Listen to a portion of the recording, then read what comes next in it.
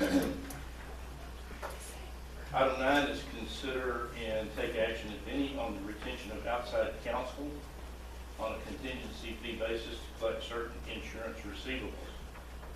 Retention would be pursuant to Texas Government Code, Section 2254.1036, and approval by the Office of the Texas Attorney General. Attached to the agenda is required public notice under Texas Government Code, Section 2254.1036.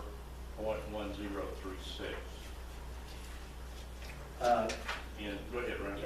Yeah. Kevin has asked me to I guess, to speak to the board and also, for public information, I guess, regarding the contingency contract. And in your agenda this time, there were 2 pages, which is really a series of questions and answers related to the need for a contingency agreement.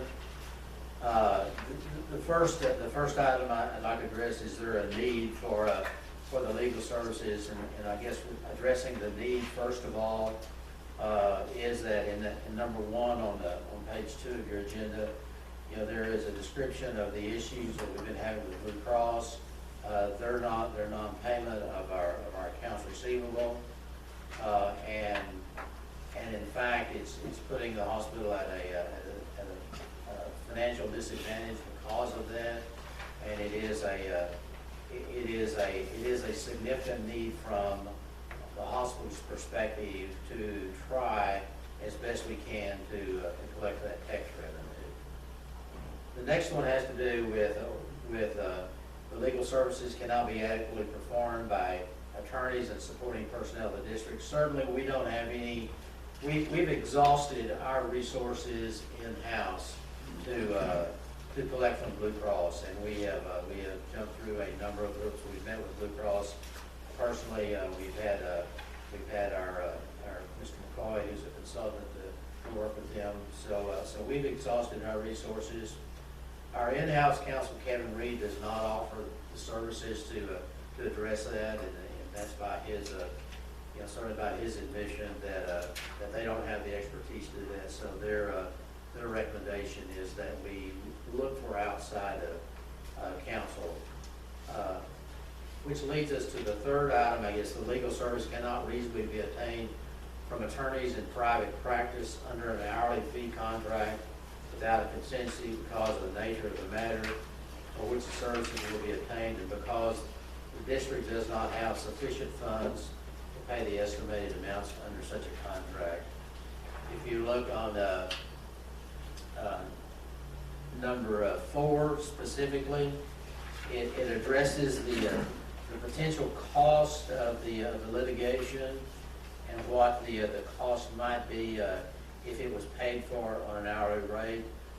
And again, our Kevin Reed, our attorney, does not offer these services either on a fee for service, an hourly rate, or certainly on a contingency basis. The services that we could not afford to afford these services, from a non-contingency based firm. So with that said,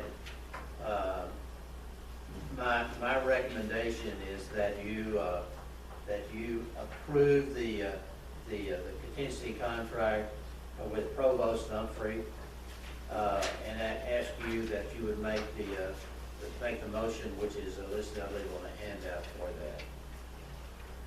I'll make that motion. I move that the board find that there is a substantial need for the legal services. The legal services cannot be adequately performed by the attorneys and supporting personnel of the district, and the legal services cannot reasonably be obtained from attorneys in private practice under an hourly fee contract without a contingency, because of the nature of the matter for which the services will be obtained, and because the district does not have sufficient funds to pay the estimated amounts under such a contract. Based upon these findings, I make a motion that based upon these findings, the board approve the Provost Humphrey industry agreement as presented. Okay, motion by Dwayne Griffin. May I have a second? Second by, I think Brett beat you to it. That's fine. Brett Noter's second. Any further discussion or questions, comments?